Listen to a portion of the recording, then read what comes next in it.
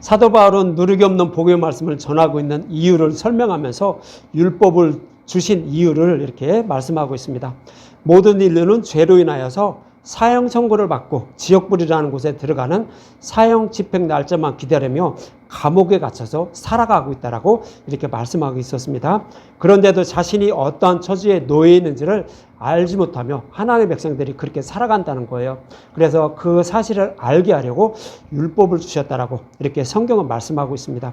그래서 율법을 통하여 자신이 처해 있는 사실을 알게 되면 그리스도를 찾겠죠. 그래서 그리스도께 인도함을 받아 믿음으로 말미암아 그 감옥에서 구원받게 해서 구원해 주시려고 이렇게 율법을 주셨다는 거죠.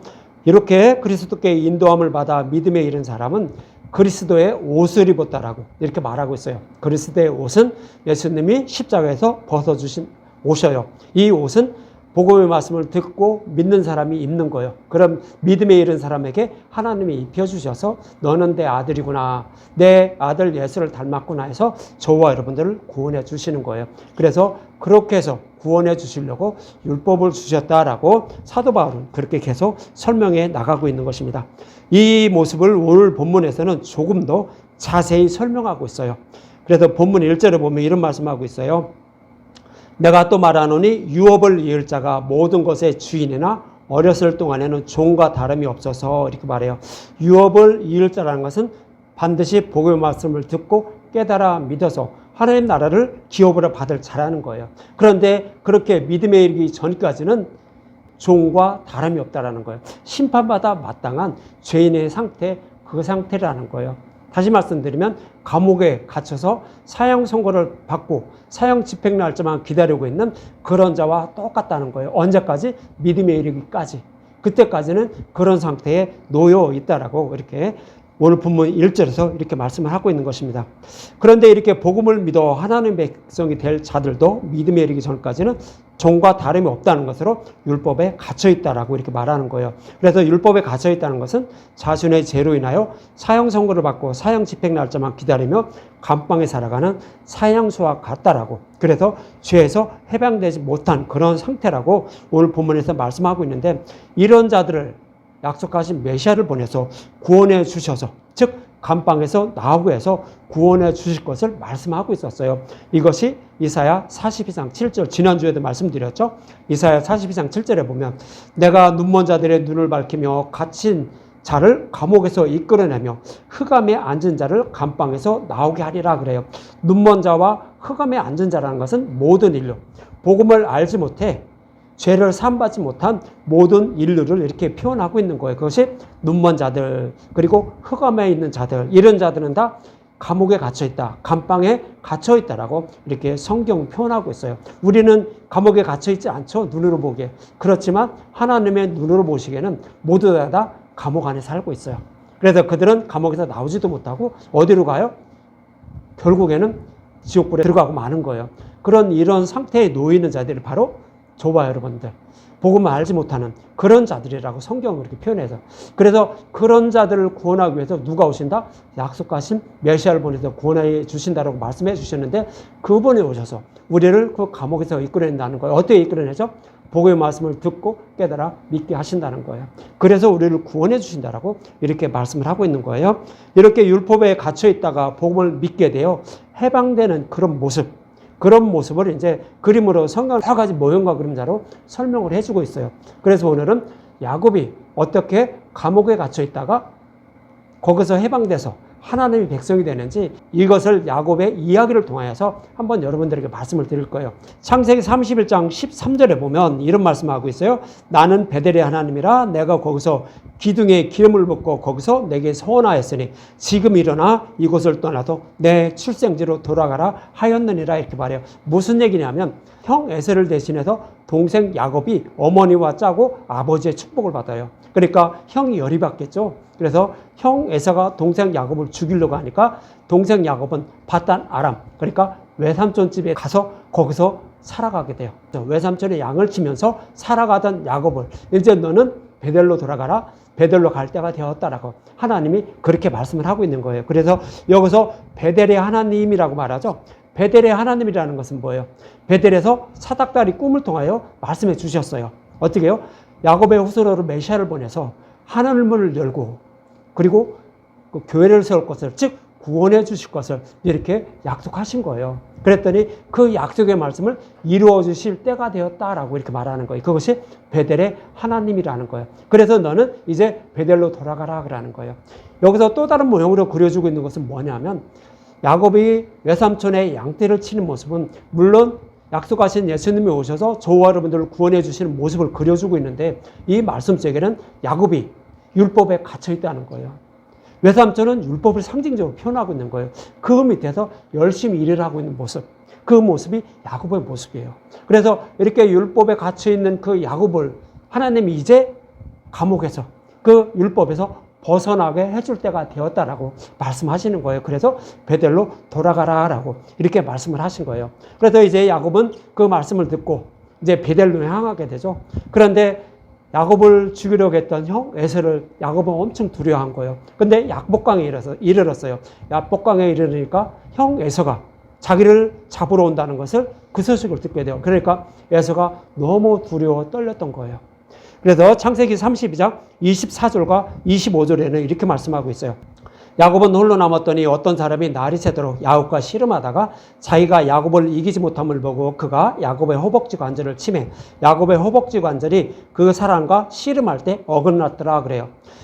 이제 야복강을 건너서 베델로 가야 되는데 형 에사가 잡으러 온다니까 너무 두려워서 건너가지 못하는 거예요. 그래서 자기 자녀들과 저기를 다 앞세워 보내놓고 이 사람부터 치라는 거죠. 그리고 자기는 잘돼 빠진 거예요. 아주 얍삽하죠. 그런데 그 야복강을 건너지 않으려고 하는 그 야곱을 건너게 만들어요. 누가 오냐면 어떤 사람이 오는데 그분이 바로 예수님이 하나님이에요. 하나님과 그래 열심히 씨름하는 거예요. 그런데도 안 건넌다는 거예요. 도저히 못 건넌다는 거예요. 그랬더니 야곱의 허벅지 관절을 하나님이 치신 거예요. 이제 이 의미가 뭐냐면, 야곱은 형 에서를 두려워한다는 것은, 형 에서는 무엇을 상징하냐면 율법을 상징해요. 죄를 상징해요. 그래서 우리가 죄를 범하지 않고 살아갈 수가 없다라는 거예요. 그래서 우리는 약속의 땅인 베델에 들어갈 수가 없다라는 거예요. 다시 말씀드리면 출애굽한 이스라엘 백성들이 광야에 있을 때, 입구에 가서 가나안 땅을 정탐하고 돌아왔을 때 자신들은 거기에 아낙 자손들이 있어서 도저히 들어갈 수가 없다라고 하죠. 그것이 바로 율법을 두려워하는 모습이에요. 그 모습과 같은 것이 야곱이 에서를 두려워하는 모습과 똑같은 거예요. 그랬더니 하나님이 말씀하시는 거예요. 너 두려워하지 마. 내가 형 에서를 물리쳐 줄 거야. 너를 손 하나도 못 대. 너를 어떻게, 네 생명을 어떻게 빼앗지 못하니까 걱정하지 마. 라는 의미로 야곱의 허벅지 관절을 친 거예요. 그랬더니 그 허벅지 관절을 침으로 여기가 어긋난 거예요. 부러진 거예요. 그래서 절뚝절뚝하면서 지팡이를 의지하면서 야곱은 살아가게 되는데, 그 야곱의 허벅지 관절을 쳤다는 것은, 허벅지 관절은 뭐냐면 제물에 드리는 다리를 들어 올리는 것을 말해요. 그것은 레이기에 나오는데 나중에 이제 시간 되면 그것을 말씀을 드릴 거예요. 근데 그 허벅지 관절을 드는 모습과 똑같은 거예요. 그 제물을 어떻게 하죠? 죽이는 거예요. 죽이고 이렇게 높이 들어서 여호와께 제물을 드리는 모습보다 야곱의 허벅지 관절을 친 거예요. 그래서 야곱의 후손으로 오실 메시아가 십자가에 높이 달리셔서 그 율법을 완전하게 해줄 거야. 알았니? 너 그런데 왜 이렇게 두려워하냐?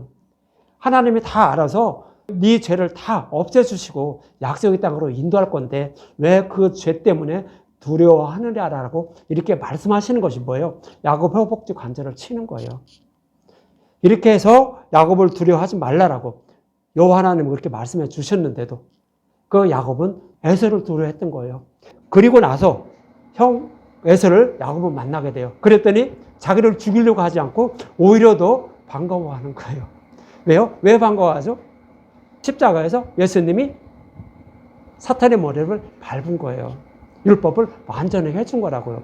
그것을 모형하는 것이 형 에서가 야곱을 죽이려고 하지 않고 이렇게 화목하는 그런 모습으로 이렇게 그려주고 있는 거예요.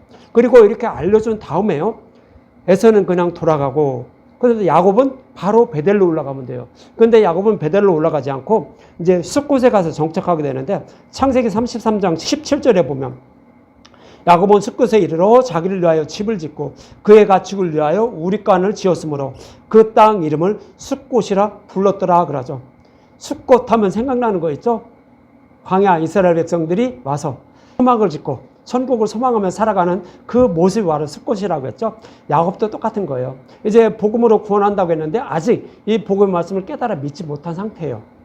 그러니까 천국을 소망하면서 광야 생활을 하는 그런 모습으로 이렇게 이제 야곱은 숫곳에 가서 자기를 위하여 집을 짓고 이제 거기서 정착하려고 이렇게 하는 모습을 이렇게 그려주고 있는 거예요.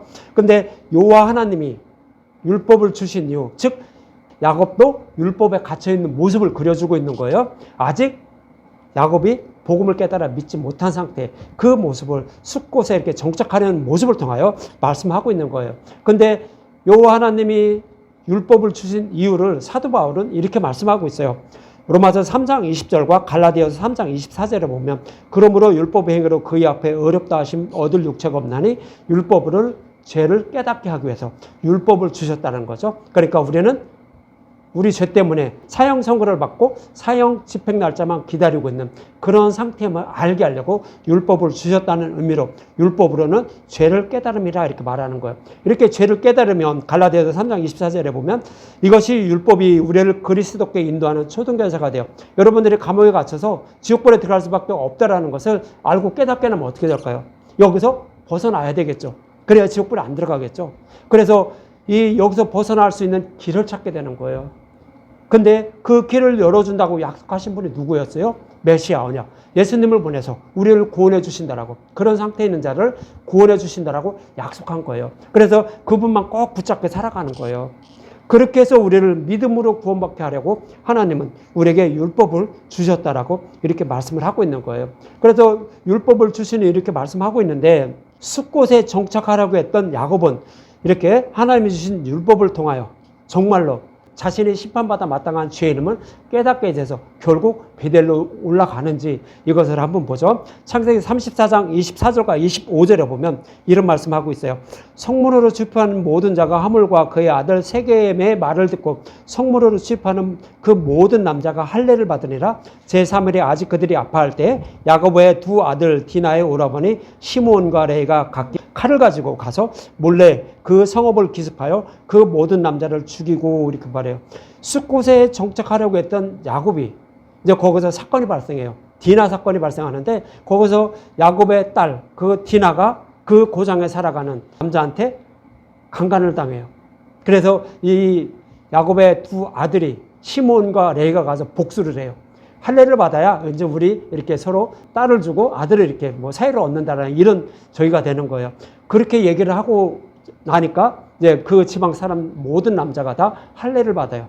할례를 받은 그 상태에서 3일째 되는 날 가서 모든 남자를 다 죽였다라고 이렇게 말을 하고 있는 거예요. 그래서 여기서 디나 사건은 하나님 백성인 교회가 다른 복음에 유혹되어 심판받아 마땅한 그런 상태로 살아가는 그런 모습이에요. 그래서 교회가 즉 야곱이 율법에 갇혀있는 그런 상태를 이렇게 모형으로 그려주고 있는 것이 디나 사건이 벌어진 그런 모습으로 그려주고 있는 거예요. 그런데 이러한 교회를 구원하시려고 예수님이 십자가에서 사탄의 머리를 밟는다라고 했죠. 사탄의 머리를 밟는 모습이 뭐예요? 바로 모든 남자를 다 칼로 죽이는 모습으로 이렇게 그려주고 있는 거예요. 그런데 누가 죽이냐면 시므온과 레이가 죽여요. 시므온은 둘째 아들이에요. 첫째 아들은 르우벤인데 르우벤은 첫째 아들이므로 율법을 상징해요. 근데 시므온은 둘째 아들이에요. 야곱의 둘째 아들. 근데 둘째 아들은 두 번째, 즉 율법이 복음으로 바뀐 거예요. 그래서 복음을 상징해요. 그래서 복음을 상징하는 시므온과 레이가 가서 그들을 다 죽였다는 거예요. 그런데 시므온은 복음을 상징하고요. 제사장 레이는요. 제사장이므로 말씀을 전하는 복음 전도자를 상징적으로 표현하고 있는 거예요. 그래서 시므온과 레이가 칼로 죽였다는 것은 뭐예요? 예수님이 십자가에서 사탄의 머리를 밟은, 즉 할례를 행한 게 뭐예요? 사탄의 머리를 밟은 거예요. 예수님의 죽으심과 부활이에요. 부활하신 그 복음을 누가 전했다? 시므온과 레이가 전했다는 거예요. 누구에게 전한 거예요? 야곱이 데리고 있는 그 교회에게 복음을 다 전한 거예요. 그래서 그 대표로 야곱에게 이제 전한 것으로 이렇게 나오는데 야곱은 그 말씀을 듣고 두려워 떨게 돼요. 두려워 떨게 되는데 창세기 34장 30절에 보면 야곱은 시몬과 레에게 이르되 너희가 내게 화를 끼쳐 나로 하여금 이 땅의 주민 곧 가나안 족속과 브리스 족속에 악취를 내게 하였도다. 나는 수가 적은즉 그들이 모여 나를 치고 나를 죽이려 하니 그러면 나와 내 집이 멸망하리라 그래요. 그래서 야곱 가족들이 그 복음 말씀을 들은 건데 모형으로 그려주고 있는 거예요. 들었는데 이제 시몬과 레이가 족속들의 남자들을 다 죽이니까 어떻게 됐어요? 복수하겠죠. 세겜에 있는 그 땅에 살아가는 사람들 복수하겠죠. 그러면 어떻게 된다고? 자기 가족들은 다 죽는다고요. 그러니까 야곱은 어떤 마음이 드는 거예요? 심판받아 마땅한 죄인임을 알게 된 거예요. 무엇을 통하여? 디나 사건을 통하여. 사도 바울도 마찬가지였어요. 사도 바울도 율법에 있을 때는, 율법으로 하나님을 섬길 때는요, 자기가 죄인인 줄을 몰랐어요. 근데 하나님이 눈을 열어주셔서 복음의 말씀을 깨닫고 나니까 어떻게 됐죠? 심판받아 마땅한 죄인임을 아는 거예요. 그 모습과 똑같은 거예요. 야곱도 하나님이 이렇게 내 후손으로 메시아를 보내서 너를 구원할 것이니까 그거 걱정하지 말라고 이렇게 말씀해 주시는데도 그는 모른 거예요. 그래도 결국 디나 사건을 통하여, 즉 예수님 오신 거예요. 그래서 십자가에서 죽으시고 부활한 것이 디나 사건이에요. 그래서 그때 할례를 행하는 모습인 거라고요.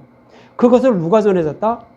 시몬, 즉 복음이에요. 그리고 레위는 복음 전도사예요. 이들을 통해서 복음을 전해준 것을 누가 들은 거예요? 교회를 상징하는 야곱이 들은 거예요. 그러니까 복음의 말씀을 들은 야곱이 비로소 나는 심판받아 이런 마땅한 죄인이구나 비로소 깨닫게 된 거예요.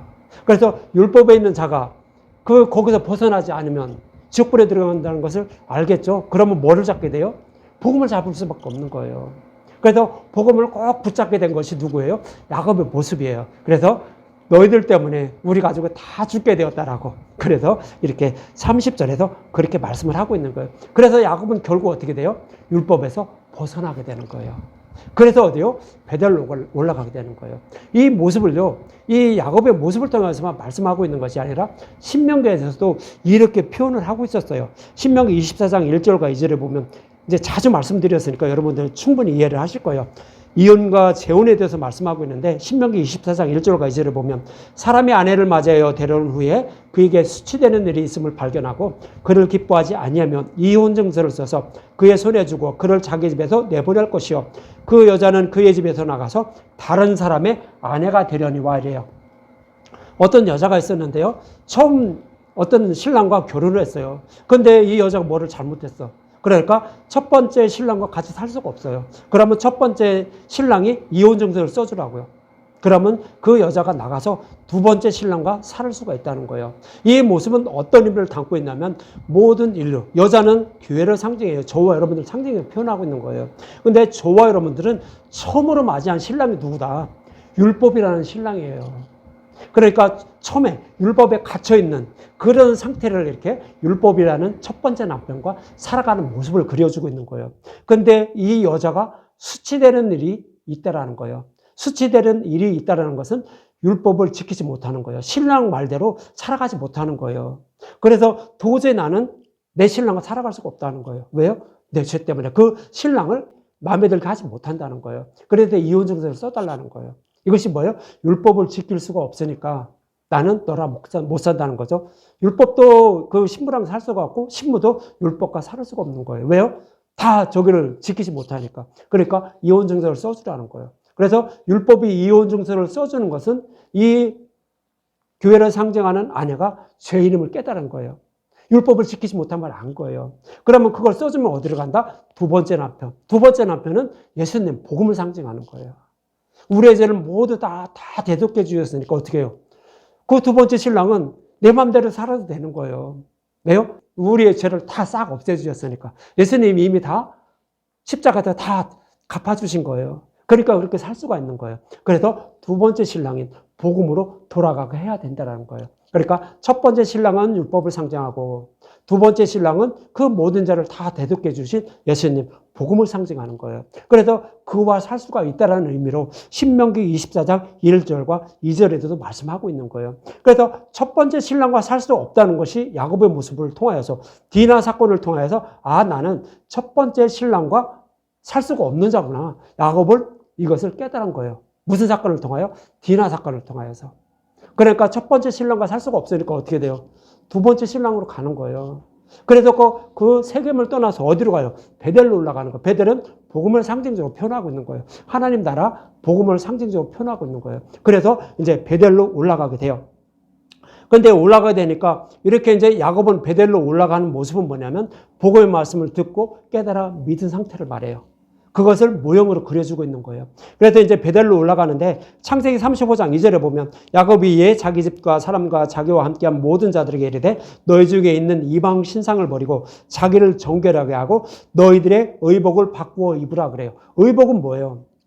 그동안 야곱이 입고 있던 옷은요, 율법의 옷. 자신의 열심과 노력으로 하나님께 잘 보여서 구원받으려고 했던 옷을 입고 있던 거예요. 우리가 입는 이런 옷을 말하는 게 아니에요. 영적인 옷. 우리의 열심과 노력으로 하는 율법의 행위로 구원받으려고 하는 그런 옷을 입고 있던 야곱은 이제 그것을 다 벗어버리라는 거예요. 왜 벗죠? 복음의 말씀을 깨달아 믿으니까 하나님은 그에게 예수님의 옷을 입혀주는 거예요. 그거 입으라는 거예요. 예수님의 옷을 입혀줌으로 이제 야곱과 딸려있는 그 모든 교회는 뭐를 닮은 거예요? 예수님의 형상을 닮는 거예요. 예수님이 되는 거예요.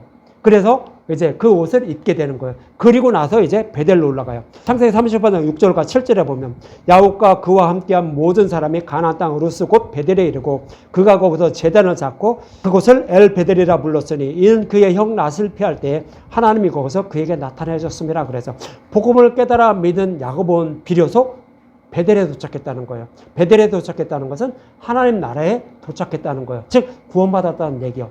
복음을 깨달아 믿게 되었다는 거예요. 그래서 야곱은 베델에서 약속하신 말씀대로 교회를 세우는 모습이에요. 그래서 엘 베델이라 부르며 거기서 제단을 쌓았다라고 말하는 거예요.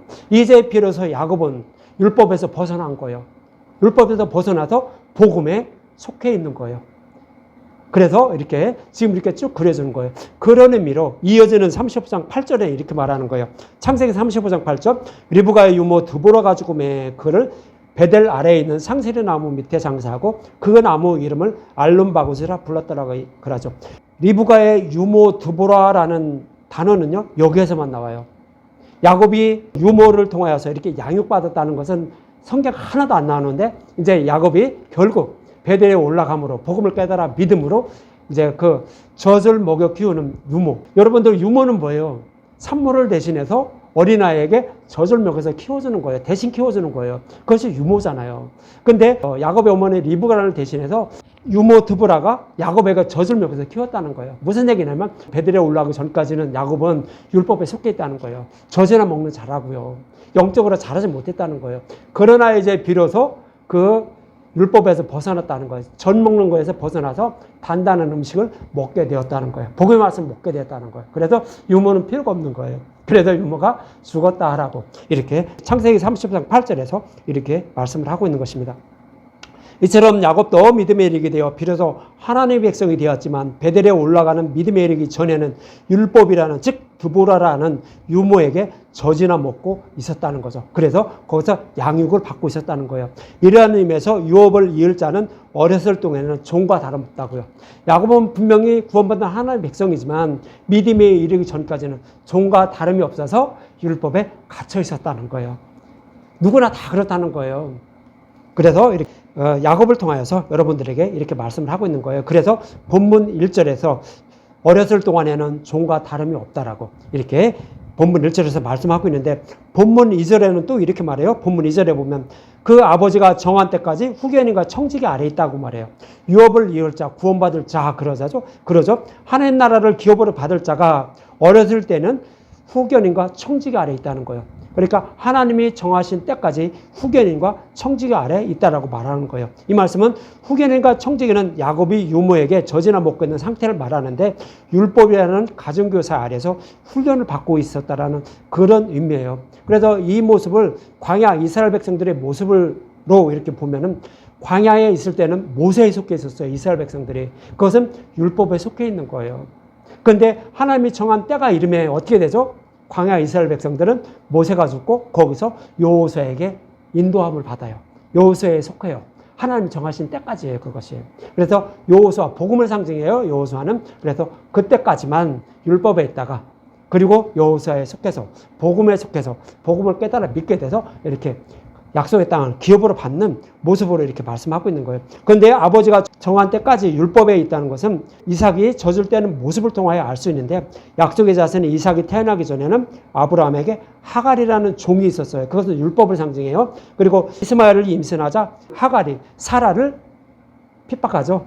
너는 애기도 못 낳지? 나는 애기 낳을 수 있어 하면서 그 주인 사라를 그 종이 이렇게 핍박하는 모습을 이렇게 그려줘요. 이것이 이제 창세기 16장 4절인데, 아브라함이 하갈과 동침하였더니 하갈이 임신하매 그가 자기의 임신함을 알고 그의 여주인을 멸시한지라 그러죠. 여주인은 복음을 상징해요. 근데 그 종은 율법을 상징해요. 그래서 복음이 오기 전까지는요, 율법에 그 복음에 있는 자를 정죄한다는 거예요. 핍박한다는 거예요. 그래서 율법 아래 갇혀있는 그런 모습으로 그려주고 있는 거예요. 언제까지? 하나님이 정한 때까지. 정한 때까지라는 것은 약속하신 메시아가 오셔서 율법을 복음으로 바꿔줄 때까지, 그런 의미가 있고, 또 하나는 뭐예요? 저와 여러분이 복음의 말씀을 깨달아 믿을 때까지, 깨달아 믿을 때까지도 하나님이 정한 때까지예요. 우리의 구원은요, 하나님의 주권이에요. 하나님이 알아서 하셔요. 하나님이 복음의 말씀을 듣게 하고 깨달아 믿게 하시는 거예요. 그것도 어떤 사람은 짧지만 어떤 사람은 엄청 길어요. 그것은 하나님의 주권이에요. 그때까지 우리는 다 어디가 있다? 율법 아래 매여 있다는 거예요. 그런 의미로 이렇게 말씀을 하고 있는 거예요. 그래서 이제 창세기 21장 2절에 보면 사라가 임신하고 하나님 말씀하신 시기가 되어 노년에 아브라함에게 아들을 낳으니 그러죠. 아들을 낳았다는 것은 약속의 말씀대로 예수님 오신 상태를 말하는 거예요. 그러면 예수님 오시게 되면 어떻게 되죠? 율법 시대가 끝나고 복음 시대가 되는 거예요. 복음 시대가 되면 율법은 이제 필요치가 않겠죠. 그래서 결국 쫓겨나게 되는데, 그 여자의 후손은 메시아가 오시는 모습을 요한계시록 12장 5절에 이렇게 말해요. 여자가 아들을 낳으니 이는 장차 철장으로 만국을 다스릴 남자라 그 아이를 하나님 앞과 그 보좌 앞으로 올려갔다라는 거죠. 그래서 여자의 후손으로 오신 메시아가 약속의 말씀대로 십자가에서 죽으시고 부활 승천하시는 모습을 요한계시록 12장 5절에 말씀하고 있는데, 이 말씀을 창세기 21장 2절에 사라가 임신하고 아이를 낳았다라고 이렇게 말씀을 하고 있는 거예요. 그래서 결국 아이를 낳자 창세기 21장 8절에 보면 아이가 자라매 이삭이 자란 거죠. 율법에 갇혀있는 교회가 복음의 말씀을 먹고 자라서 젖을 뗀 모습을 그리고 있는 거예요. 그래서 아이가 자라매 젖을 떼고 이삭이 젖을 뗀 날에 아브라함의 큰 잔치를 베풀었다는 거죠.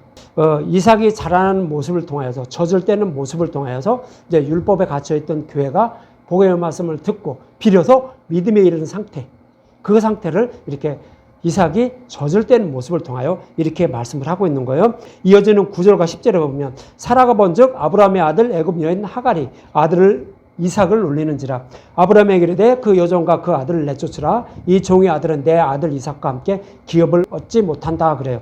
그래서 처음 태어난 장남은 종이에요. 하갈의 아들 이스마엘인데 그는 율법을 상징해요. 아직 복음을 몰라요. 율법을 상징해요. 그런데 두 번째 난 아들, 사라를 통해 난 아들, 그 이삭은요, 젖을 뗐어요. 젖을 뗐다는 얘기는 율법에서 벗어나 복음 알고 깨닫게 됐다는 거예요. 그럼에도 불구하고 형 이스마엘이 동생 이삭을 놀렸다는 거예요. 그러니까 놀리지 말라는 거죠. 왜요? 이제 복음을 깨달았으니까 하나님의 백성이라는 거예요. 즉 율법에 의해 정죄를 받지 않는다는 거예요. 하나님의 심판대에 갔을 때 율법에 의해서 정죄받지 않아서 지옥불에 들어가지 않는다고요. 이는 내 아들이니까 이제 어떠한 처벌도 받지 않는다는 거예요. 그것이 이삭이 젖을 뗀 거예요. 복음 안에 들어온 자라고요. 그래서 그 율법을 상징하는 이스마엘과 하갈을 그 아브라함의 집에서 내쫓으라고 말하는 거예요. 즉 율법에 앉아있던, 율법에 갇혀있던 교회가 이제 복음을 깨달아 믿게 돼서 이제 하나님의 백성이 되는 그런 모습으로 이렇게 그려주고 있는 거예요. 이처럼 아버지가 정한 때까지 후견인과 청지가 아래에 있다는 것은 약속하신 메시아가 오셔서 죽으시고 부활하는 복음 시대가 오기까지 율법으로 하나님을 섬긴다는 그런 의미가 있고, 또 율법으로 하나님을 섬기다가 복음의 말씀을 들음으로 죄의 이름을 깨닫고 복음을 믿게 되었다 아는 그런 의미죠. 그래서 그때까지 후견인과 청지가 아래에 있다라고 이렇게 말하는 것입니다. 이러한 의미에서 본문 3절에도 이렇게 말씀하고 있어요. 이와 같이 우리도 어렸을 때, 저와 여러분들도 어렸을 때라는 거예요. 그것은 악에 있을 때가 얘기가 아니라 복음을 알고 깨달아 믿지 못한 그 상태, 그 상태가 어렸을 때라고 말하는 거예요. 나이를 생각하는 거 아니에요. 복음의 말씀을 깨달아 믿을 때까지. 믿은 다음에는 이제 어른이 된 거예요. 근데 믿기까지는 애기라고요. 그래서 이와 같이 우리도 어렸을 때, 율법에 갇혀 있을 때 이 세상의 초등학문 아래에 있어서 종노릇했다고요. 초등학문은 율법을 말하는 거예요. 그래서 율법 위에 종노릇했다고요. 율법이 정죄하는 그런 대로 거기에 순종해서 살아갔다고요. 구원받지 못한 상태를 말하는 거예요. 그렇게 살아갔다라고 말하는데 여기서 어렸을 때라고 말하고 있죠. 어리다는 것은 성경에 여러 번 말하고 있는데 두 군데만 이제 말씀을 드릴게요. 신약에 보면 여러분들 많이 말씀드렸을까 아실 텐데 어리다라는 것은요. 삭개의 모습을 통하여 알 수 있어요. 삭개오가 키가 작은데 뽕나무 위에 올라갔다라고 하죠. 키가 작다라고 해요. 물론 삭개오가 키가 작을 수 있어요. 근데 키가 작다는 것은 아직 믿음이 성장하지 못했다는 거. 왜 성장하지 못했죠? 약속하신 메시아가 오셔서 율법을 복음으로 바꿔주지 않았어요. 그 이전이기 때문에 복음의 말씀 듣고 믿지 못했다는 거예요. 그래서 키가 작다라고 표현을 하고 있는 거예요. 그래서 삭개고 키가 작다라는 것은 아직 복음의 말씀을 깨달아 믿지 못한 상태, 율법에 갇혀있는 상태를 그렇게 표현을 하고 있는 거예요. 또 어리다는 모습을 또 표현하고 있죠. 열왕기하 2장 23절과 24절에 보면 엘리사가 거기서 베델로 올라가더니 그가 길에서 올라갈 때 작은 아이들이 성읍에서 나와 그를 조롱하여 이르되 대머리에 올라가라 대머리에 올라가라 하는지라. 엘리사가 뒤를 돌이켜 그들을 보고 여호와의 이름으로 저주하며 곧 수풀에서 암컷 둘이 나와서 아이들 중에 42명을 찢었다고 하죠. 여기서 엘리사는 복음을 알고 깨달은 자예요. 그리고 어린아이라고 하는 것은 애들이라는 그런 의미가 아니라 복음을 알지 못하는 자들, 율법에 갇혀있는 자들이에요. 그것이 어린아이들 42명이에요. 근데 그 아직 복음을 알지 못하는 자들이 복음을 전하고 있는, 복음을 알고 깨달은 그 복음을 정죄하고 있는 거예요. 놀리고 있다고요. 누구처럼? 이스마엘이 놀리는 것처럼 율법이 복음을 조롱하고 있는 거예요. 그 모습을 그려주고 있는 거예요. 그것에 어린아이들이 엘리사를 대머리에 올라가라 대머리에 올라가라 하면서 조롱했다는 거예요. 그랬더니 암컷이 나와서 그들을 찢어 죽였다는 거예요. 근데 여기서 42라고 하는 것은 뭐예요? 그렇게 율법에 갇혀있는 자들이 42대 만에 예수님 오셔요. 마태복음에서 말씀하고 있잖아요. 마태복음 1장 17절에 이렇게 말씀하고 있는 거예요. 그런즉 모든 대소가 아브라함부터 다윗까지 14대요. 다윗부터 바벨론으로 사로잡혀 갈 때까지 14대요. 바벨론으로 사로잡혀간 후부터 그리스도까지 14대더라 그런 거예요. 14. 그것을 다 더하면 42, 42대요. 42대 만에. 즉 하나님이 약속하신 때가 되매 하나님의 때가 이름에 누가 오셨다? 예수님 오셨다고요. 약속하신 말씀대로 예수님 오셨다고요. 그 예수님이 오셔서 십자가에서 복음을 바꿔줬는데도 그때까지 율법에서 복음을 조롱하고 있으면, 율법에서 벗어나지 않고 있으면 심판받는다는 의미가 뭐예요? 복음이 나와서 그 어린아이들을 찢어 주겠다고요. 그 말씀을 하고 있는 거예요. 그래서 지금은 예수님 오시기 전이므로 율법이 복음을 조롱할 수가 있다는 거예요. 그렇지만 42대 만에 약속하신 말씀대로 예수님이 오셨는데도 그때도 복음이 밝히 드러나는 그때에도 율법에 있으면서 복음을 조롱하게 되면 복음을 배척한 자이므로 그는 당연히 심판받는다는 의미로 42명을 이렇게 죽이는 그런 모습으로 이렇게 말씀을 하고 있는 것입니다. 이처럼 저와 여러분이 아브라함처럼 복음의 말씀을 듣고 믿게 되어 구원받을 하나님 백성이지만 믿음에 이르기 전에는 심판받아 마땅한 죄인이라는 것을 알게 하려고 율법이라는 가정교사에게 교육을 맡겼다라고 이렇게 말씀하고 있는 거예요. 그래서 이러한 의미로 갈라디아 교회에게 복음을 전해 믿음에 이르게 하여 구원받게 하려고 사도 바울은 복음을 전했다는데 다시 그 갈라디아 교회가 율법으로 돌아가려 하자 율법으로 돌아가지 말라고 이렇게 사도 바울은 갈라디아 교회에게 간곡히 이렇게 설명을 하고 있는 거예요. 저와 여러분들도 마찬가지예요. 여러분들 율법은 뭐죠? 그냥 그 성경에 나오는 뭐 이런 그 규칙만 율법이 아니에요. 진리의 말씀을 따르는 것 외에 모든 것이 다 율법이에요. 십자가를 믿는 믿음 외에 하나님께 잘 보여서 어떤 뭐를 통하여서도 구원받으려고 하는 모든 행위 이런 것들은 다 율법에 속해 있는 거예요. 그런데 이런 행위로 구원받으려고 하는 자는 구원받지 못한다고요. 그리고 여러분들이 교회에 나와서 예수님을 믿는 목적도 똑같은 거예요. 복음의 말씀을 진리의 말씀을 알고 깨달아 믿어서 구원받으려고 하는 그런 목적으로 복음의 말씀을 듣고 성경의 말씀을 봐야 되는 거예요. 그렇지 않고 교회 나오는데 물론 내가 어렵고 힘들 때는 아버지께 저기를 해야죠. 아버지 이거 정말 힘들고 어려워요. 이렇게 이거 꼭 해주세요. 이런 기도는 해야죠. 그것까지 하지 말라는 얘기는 아니에요. 그것이 하나님의 뜻이 맞으면 하나님께서 기도를 들어줘요.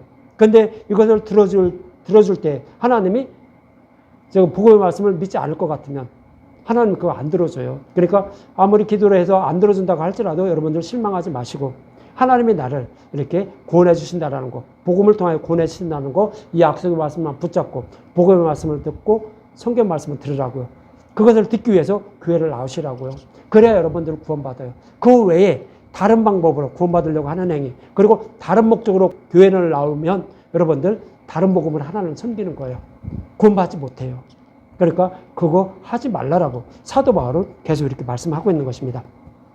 저와 여러분도 복음을 배척하고 다른 복음이 섞인 율법을 따라 하나님을 섬기는 것은 믿음에 이르지 못해 구원받지 못함을 여러분들이 잊지 마시고 오직 누르기 없는 복음의 말씀만 듣고 먹어서 생명을 얻는 여러분이 되시기 바랍니다.